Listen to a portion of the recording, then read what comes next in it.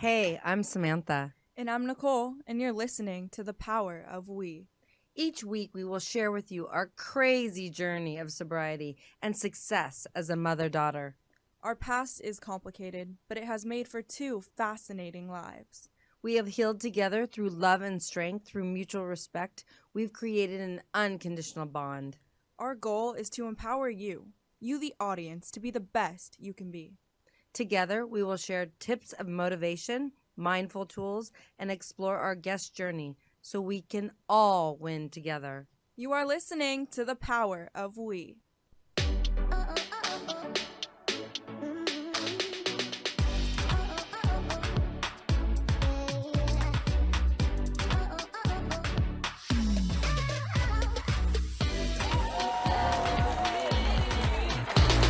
Hey, Nicole. Hey, Sam. How you doing today? You know what? I'm feeling grateful today. You know why? Tell me. I'm going to cry because I am in love. I have a new boyfriend. Oh, yeah? Yes. I can't even believe this has happened to me. It's, it happened so quickly. I know. I knew you were going to say that. And what about you, my little daughter? Yes. I mean, I have a boyfriend and it's going really well. And it's interesting because, relationships, especially my early sobriety, were always so toxic and so complicated. And this relationship I'm in now is just so easy and loving and free and we can be ourselves. And it's so different from my early sobriety. So I'm really grateful to I agree. I couldn't even date in early sobriety. It was so hard for me. I would be like, no and no. That's for sure. And my dating experiences. Dating history is a little crazy. Yeah, I like to date the continent. So anyway, I'm just so grateful. And we're both have boyfriends at the same time, which is the first time. So it's very exciting. Anyway, this podcast is really about being loud and proud, which I'm super excited because our guest, this beautiful human being, has become the 4th executive director of the Friendly House and one of the few women of color and at an executive position level. She also is the first woman of color and openly queer woman to be an executive director. She's amazing. Yeah, that's crazy, right? So She's worked powerful. in treatment as a detox technician, and also she's a singer-songwriter. Please welcome Christina Simos. Woo! Thank you so much for having me. That was awesome. It is a pleasure to be here. Thank you for coming on. I mean, it's so lovely meeting you. How are you doing today? I'm doing great. I am currently in Dallas, and it's my first time here, and I'm loving it. How's Dallas? What's it like? I've never been. Well, it's been windy, Yeah. and this is my first full day here. I'm at a conference, and Oh, nice. it's just meeting like-minded people that are trying to change the narrative of what recovery looks like today, and has been inspiring. That's crazy. cool. So how can you change that narrative of sobriety? Because I know I'm sober myself, and a lot of the times people think sobriety is like a negative connotation towards it. If you understand what I'm talking about, Oh, yeah. it's bad. But how can we change that narrative? I think we have to take away the stigma of, what getting sober is. I've been sober. My sobriety date is June 11th, 2005. And Wow. Let's give you seriously. That's incredible. That's incredible. You deserve a honey, huge round of let me tell you applause. something. The fact that I'm sober and alive today Right? is Yeah. a Grateful. miracle, and the narrative for me was, this is a shameful thing. This is a matter of not having enough willpower, and I think as we educate people more that this is an actual mental illness, Mm-hmm. and it's not because you lack, willpower in the sense of I have to be able to, this is really a mental illness that we have to address, and there is a solution, Right. and So I think the more people talk about their stories, like you ladies have been doing, it takes away the stigma, it takes away the shame, and allows people to start to normalize, this. For some people, their this is what they are struggling with. Yeah. That's incredible. I think it's also really cool that you've dedicated your life once you became sober to really help other people.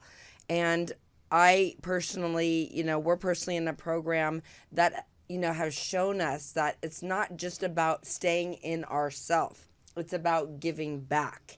And a lot of people don't really get that. But once you get it, isn't it amazing?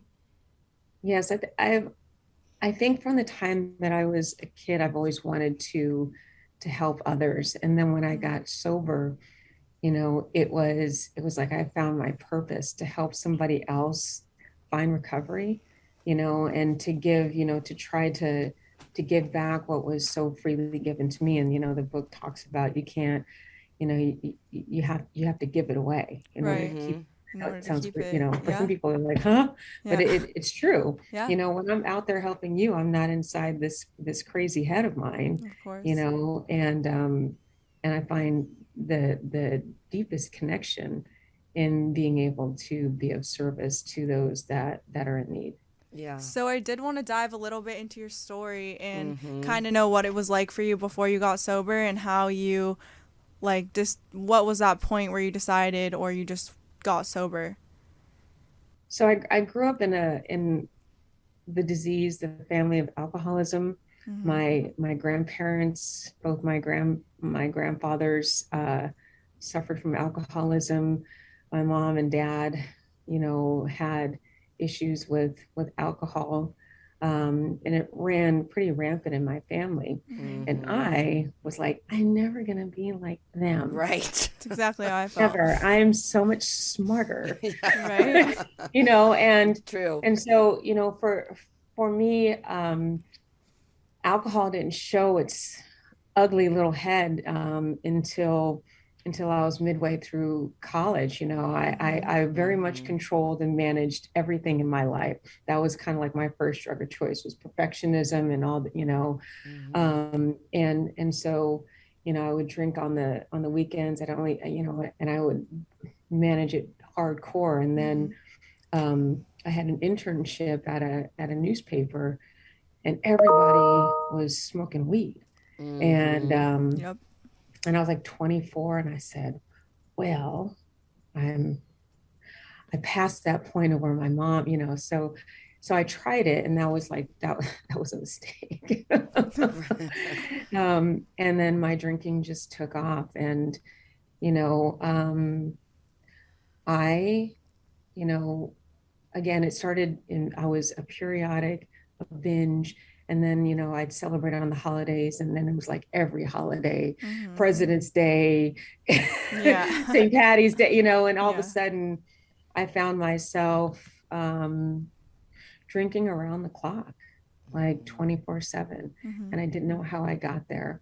And I had seen my mom try to get sober when she was 19, or no, not when she was 19. I was like 7 when she tried to get sober. And she had gone to Alcoholics Anonymous. But then it didn't stick with her. And well, my father was also drinking too, so it didn't help. Yeah. And then I was like, well, so this program is not going to work for me, because it didn't work for her, and she became a maniac after. So I don't even want to, but I was out of ideas. Yeah. And I found my way to the Friendly House. My son at that point was 5 years old, turning 5. And I looked in the mirror, and I was like, I am my mother. This child has to compete against a bottle. Yeah. And the thing that changed for me was like my husband loves guns.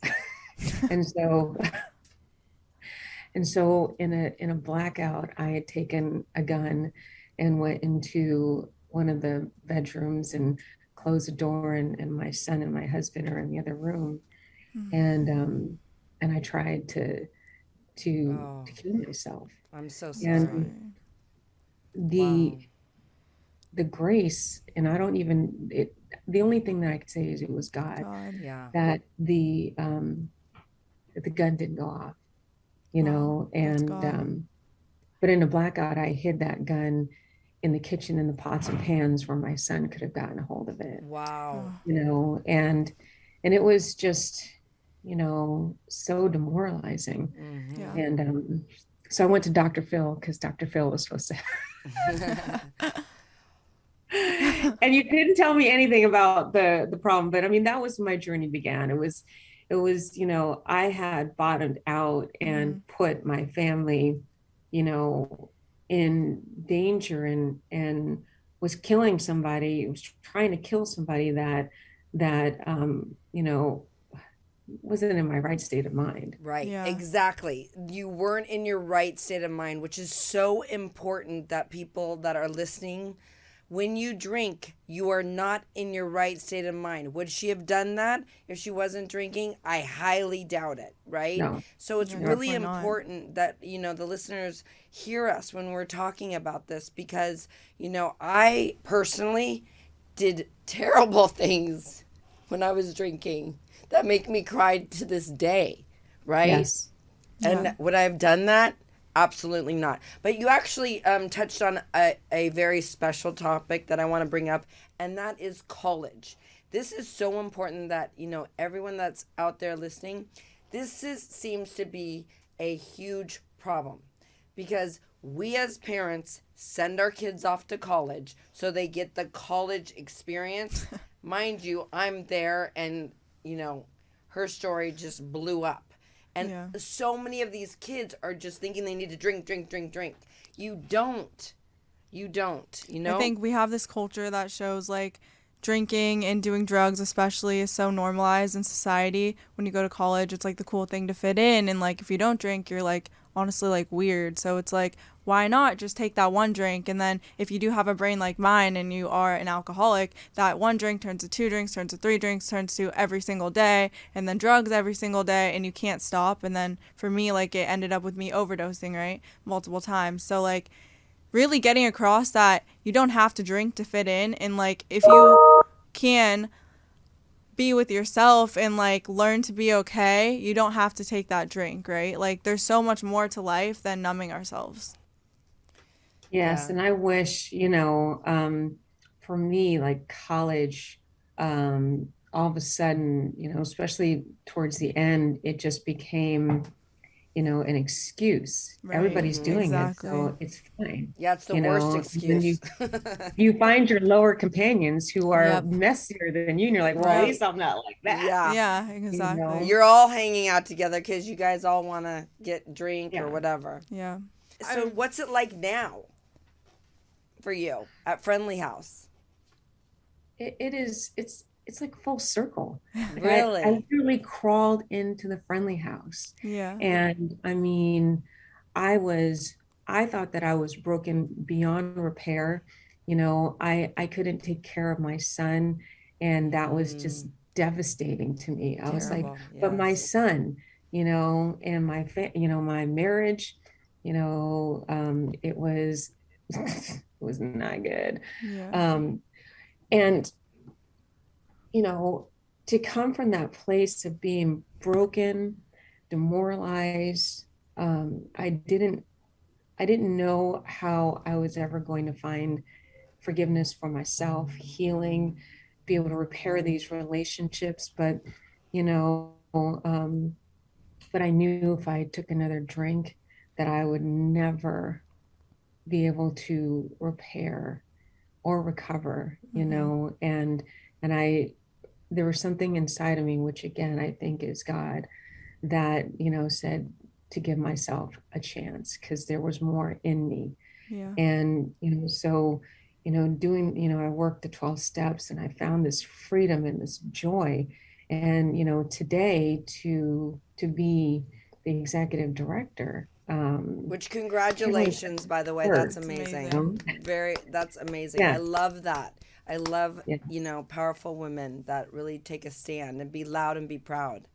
Yes. And Peggy Albrecht, who was the second executive director, who was there since she was there from 1983 to I think it was 2000, and it'll be 4 years She this passed year away in that she passed 2018. away. Yeah. Yeah. Um, just, she was a mentor, and I know that she would be proud. And, Sure. I always have to give her a shout out, because I would not be here today without her love and guidance, and firm little kick every now and again. Yeah, that's beautiful. Did you have Yeah. a close relationship with her? She was like a mom to me. Yeah. She was like the mom that I wish I could have had. Well, You know, that's great yeah, that you had a mentor like this that helped you in your career. And I yes, think that's actually an important part that the listeners should know. I mean, sometimes, we don't allow ourselves to have mentors, right? Because we think we can do it all. We can, figure it out. Or, so, I have a company called Elite Home Staging, and I mentor these girls to come in, literally become designers, be confident, be successful, and be who they are and do it great. And that is so important. And what you're doing and you're helping So many women. so many women. And I'd yes. like you to talk a little bit more about that. So, and I just want to say that there is freedom. I found such freedom in not having to have everything on my shoulders, Yeah. to be able to be vulnerable enough to receive help, to receive love, and take that support. It was a game changer for me. There's strength in that. Yeah. I used to think it was a weakness, but there's actual strength in saying, I need help, and That's huge. so the Friendly House was the first women's program ever started. It was created in 1951. Oh, wow. There was lots of 71 years we've been around. Okay. So That's speaking of incredible. So it was the first longevity, women's program, first like women's treatment center program ever? ever started in the United Wow. States, That's incredible. probably in the world. And how many people at one time are in the treatment center? 12. 12. So they get a lot of attention. Yes, it's small and it's intimate. You get individualized attention. We really we understand the woman because we've been working Right. with her for 70 years, and we've evolved over time. We have a full continuum of care, detox, residential, and we do have a sober living. That's amazing. And we address substance abuse along with co-occurring disorders. Because every woman that comes in there has some sort of other mental health, whether Right. it's depression or anxiety or PTSD, some sort of trauma. Right. Right. So we're able to I have address one question for you. What Yes. does a day look like? So people that are listening, they might not know what a treatment center looks like. What does a day look like if you come in and you want to get help? So a typical day is you get up in the morning, we do exercise, meditation. If you have medication, you take your medication, you have breakfast, and then you're in groups. You're in groups from 9 o'clock until 3:30. You do Nice. take breaks in between, you have lunch, but we're talking about what happens to your brain. We're doing psychoeducation. So you understand when that substance enters you, what does it trigger in my brain? Because a lot of folks don't understand the process that your brain goes to, and then we talk about cultural issues as well, because there's many of the women that we are seeing have had are dealing with racial trauma as well. Wow. We have a well-rounded program that deals with all different types of trauma. We do psychoeducation. We are very 12-step based. That has been the one factor of the Friendly House that has always been there, and it's never failed us. Yeah. And so the women go to meetings in the evening. There's this a huge alumni community. Because like I said, we've been around for Yeah, that's 7 amazing. years. These women meet on Thursday for a women's meeting, an alumni meeting, and they start to make that connection. And so it's pretty intensive because you're there for a short time, 30, 60, 90 days, Okay. and so we want to help stabilize and give tools that will allow you to go back out there and reintegrate with your families and your job, and have the tools to do that. And I also wanted to ask, because I know a lot of people who go to treatment centers, and there's like co-living centers and then gender-specific treatment centers. And what's like the Gender difference? specific. Yeah. Listen, You're so many obsessed with that. women. Yes, we are women only. Yeah. Gender specific treatment is so important because, like I said, women come in with trauma. Right. Right. Is A a lot of woman the going to time. be able to talk about sexual abuse or being, Right. raped or, domestic violence in a group of other men? Likely not. Right. They're not going to Or feel not in the safe. same capacity to Right. get that help that is needed. Right. And so gender specific, I mean, the science behind it states that gender specific treatment is best. Yeah. Wow, that's incredible. It's really important to think about like the trauma. I feel like, especially for me, I've been through like sexual assault as well. And that like played a big part on my using, I would say, because I had a lot of resentments towards that certain situation. So do you guys have like specific like groups or something that focus on trauma? Yes, Yeah. yes, we have trauma informed groups, and we also have a trauma therapist. So Oh, that's amazing. so those issues that come up are addressed in your individual session. Okay. We're a big proponent of the family system. So not only does the woman get individual therapy, it could be once or twice a week, depending upon her needs, but we also do a family sessions twice a month. Oh, wow. And then because the family, it gets sick, they're Right. because they're dealing, they're having to change their own behaviors and put aside their own stuff because this person that they love is ill and needs their help. So we educate the family, we have family sessions so that they can be educated and then also learn how to have healthy boundaries.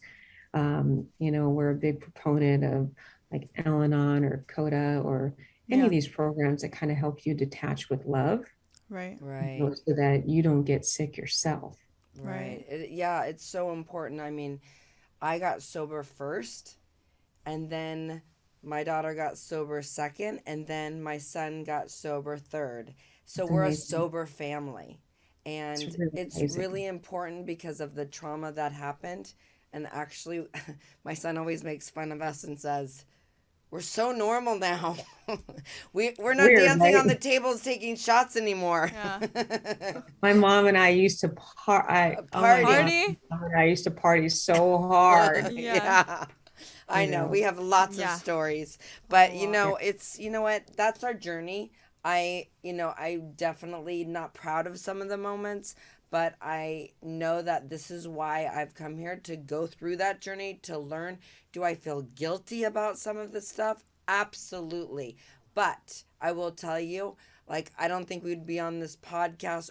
Nicole and I are so close. My son and I are so close. And we use the program every day in everything that we are doing. Yeah. So if you guys are listening, I always say the program could be for anybody because, it's about basically being truthful. And I will say we talked about relationships, and in my new relationship, I've been 100% truthful, and it feels so good. And that's huge. I mean, being honest. Yeah. And just learning that new way of life. Yes. So I hear you're a singer and a songwriter. In my previous life, before I decided to tank it with drugs and alcohol, I had, I I was an MTV VJ. Oh, my There dream was a job. contest back in the That's day, and I was like awesome. one of I was like one of the finalists, and Wow. That's dope. I had a lot of opportunity, and I could not stay sober, Yep. Yeah. and um, but when I got sober, I did, I performed at the San Francisco Pride, the Backstreet Boys Oh, I love Backstreet opened up Boys. for Oh my me, gosh, they were the and best. so yeah, I've definitely had moments of of a career that I had basically torched. But now I sing, it's like I sing for myself, and That's so I am important. working on music, and but I'm not doing it to be I'm not Famous. doing it to be anything anymore. It's like I'm doing it because I was given a gift, and Yeah, I that's want to fully huge. realize it. I want to be Yeah. able to open up my mouth whenever I want and sing the way that, the talent, the gift was given to me, Yeah. And so it's been great. I had a couple of opportunities to be on America's Got Talent. Mm. And I still may do it. It's like one of those things where I'm working on my voice. Yeah. I'm also running a treatment center, Yeah. Yeah. and helping women stay sober. Yeah. So, but it is something that brings me joy. Yeah. And what I'll say about that is never give up the things that bring you joy. Just don't do it. Yeah. Exactly. It's And I Yeah. true. think also music, like I make everyone dance to One Kiss. I have the worst voice ever, but my daughter over here trained for many years singing, and she has a beautiful voice, and she stopped too before college. And whenever I would hear her sing, it just relaxed me. What It's kind of just music do you write? It's like Jill Scott and Yeah. Maxwell, Erica Badu, Oh yeah. Erica Badu is age my wow. favorite. myself, but it's that soul, it's that Soulful, neo, yeah. it's got the so Incredible. yeah. Right Are you now I'm working on working on it. something right now? Yes, right now I'm just doing a cover for Mary J. Like what I have to do is what every other artist has to do is I have to create content. Yeah. Mm-hmm. Yeah. The best part. I have to create content. And so I'm doing a bunch of covers that are in the genre. I've done some Maxwell covers.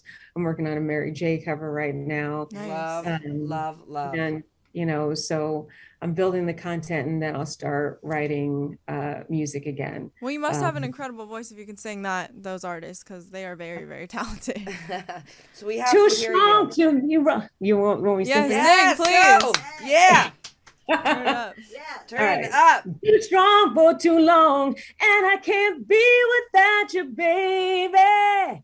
See, I'll be waiting up until you get home, 'cause I can't sleep without you, baby. Anybody who's ever loved you knows just what I feel. Too hard to fake it. Nothing can replace it. Call the radio if you just can't be without you, baby. I'm crying. Woo! That was so I have good. the chills. That was Wow. amazing. I'm crying. I want to come to your concert. You're incredible. Amazing. Keep it up. That Your voice was is amazing. incredible. Well, you've had quite the journey, like all of us.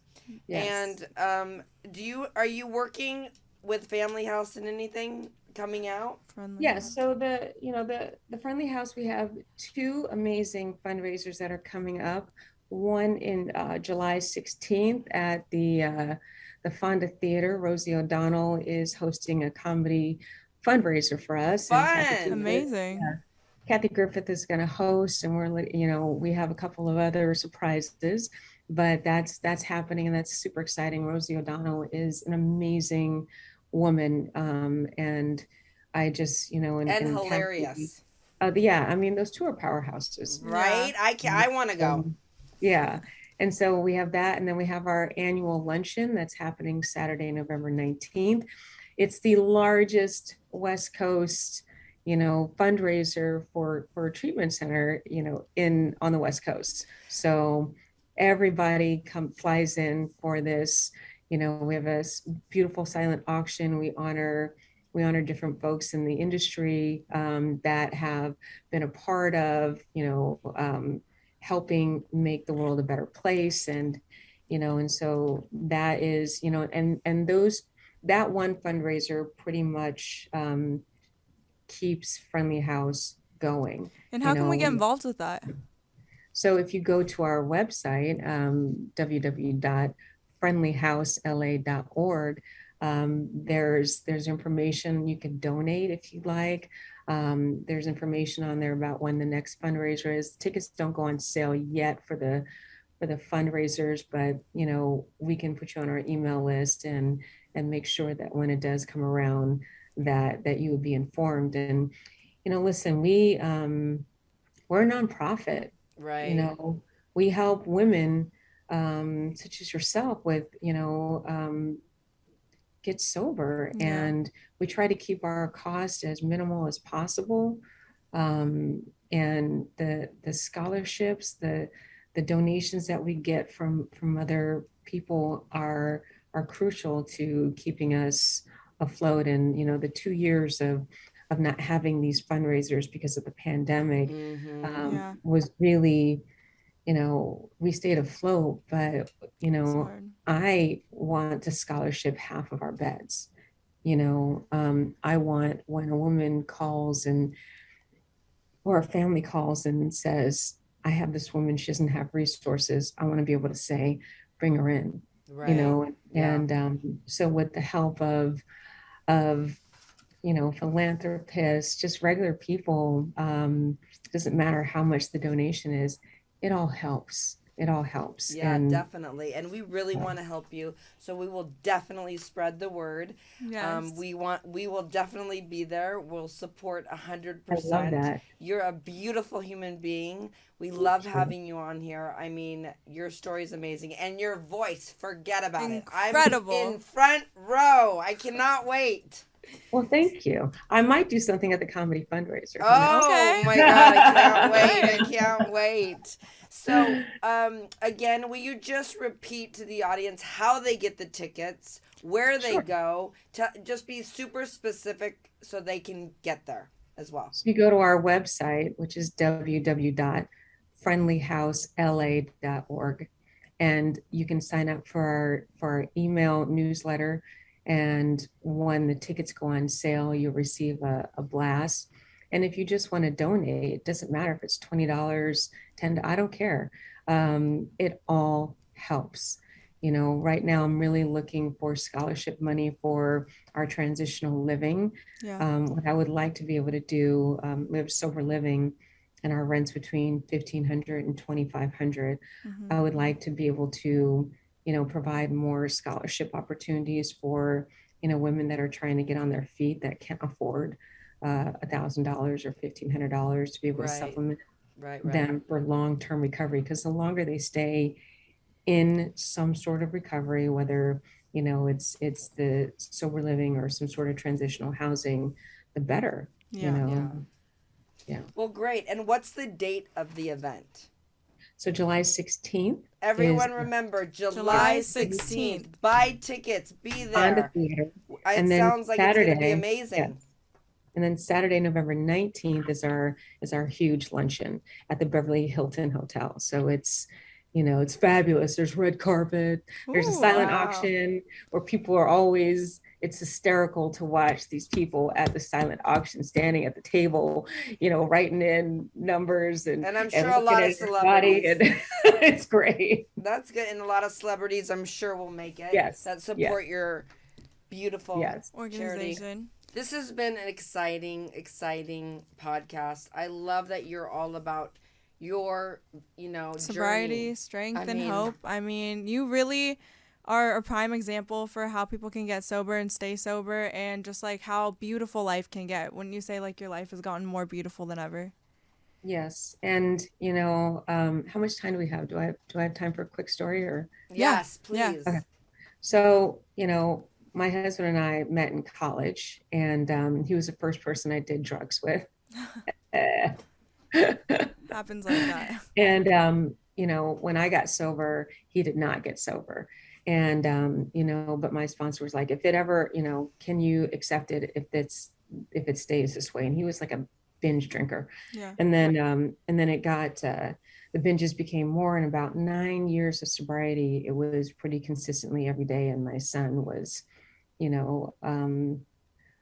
realized that I was reliving my childhood, watching him come up the driveway, waiting to see if he opened up a bottle, and all this kind of stuff. And we, after doing a lot of work, I did file for divorce. And, a week later, he got sober. Wow. And I was like, you're kind of late, but we had, what this program, what alcoholism destroyed, AA gave life back to it. Yeah. The 12 steps, he got a sponsor, he started working the steps. We went to therapy, we spent about 2 years apart, but then we, and this was me listening to Peggy as well. She's like, could you try to look at him as like a new model car, and I was like, okay, and we got back together, and we've been like best friends, like we have the type of relationship that we had before drugs and alcohol came and just messed it all up, and so again, I cannot say the gratitude that I have for a program that heals and helps people recover from a seemingly hopeless state of mind. Yeah. It's amazing. Your story is beautiful, and I know you work, with Friendly House, but Hollywood's very much involved with you guys. Yes. Can you let us know a little bit about who is involved? I mean, we have, Katie Seagal is on our board. Russell Brand has been a huge, I love him. he has been a huge supporter of Friendly House. Margaret Cho, Lena Dunham is on our board. Rika Broccoli is on our board, and she's of the Broccoli family that they own all the James Bond. They were the originators of James Bond. Wow. So, we have a lot of folks that love what we stand for, and that are always there to help support us. That's incredible. Seriously, that's incredible. I love seeing Hollywood help support good charities and good organizations and good people like you that really have dedicated your life. I'm going to cry again. So do you want to tell us your social media so all of our listeners can follow you in the Friendly House as well? Sure. So you can the Friendly House LA is, at Friendly House LA. That's our Insta. At Friendly House LA. Yes. And mine is at Christina Simos, because I'm very original. And we're both like, that's my name on Facebook and Instagram. So, and we have a TikTok, but we're developing it right now. So. What are you guys doing on your TikTok? When they bring up TikTok. The Beyonce thing. Oh, there you go. We try to have like a little bit more personality so that people understand that, listen, just because you get sober doesn't mean that your life is over. That's huge. There's not a glum lot. We have fun. They get to see our staff, and we talk about, with levity, and we also talk in a serious note about the things that are happening. And, that's something that we're developing. I'm actually enjoying it, but listen, I'm like 50. So all this friggin' I was like, how do you do the thing to do the thing? And my son's like, come here, I will show you. That's funny. So it's been fun. I can barely understand it, honestly. TikTok's right? hard. Well, this has been amazing, and I am so appreciative. I know Nicole is really appreciative as well. I mean, being sober has been an incredible experience for us. And, if you're listening, Friendly House seems like an amazing place to go if you are struggling. Please listen to her, because if you're struggling, make that phone call, because we are all here. We're all together. Remember, you're not alone. I love seeing, it's like I always wish that my mom would have gotten this program. She's still out there.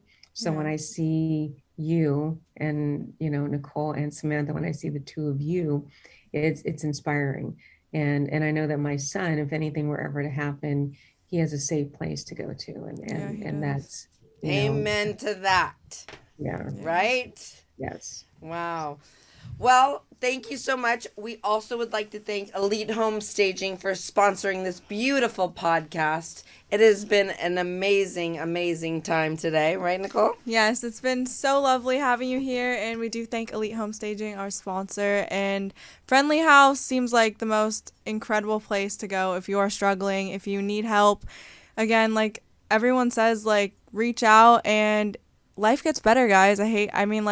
If you are out there struggling, like, life does get really big, really full. Life gets better. And she said it best, you can have fun. Like, yeah, look at the totally. TikToks. Like, people have fun all the time sober. I still go out. Yeah, we go out. We have fun. You live your life, and it gets better.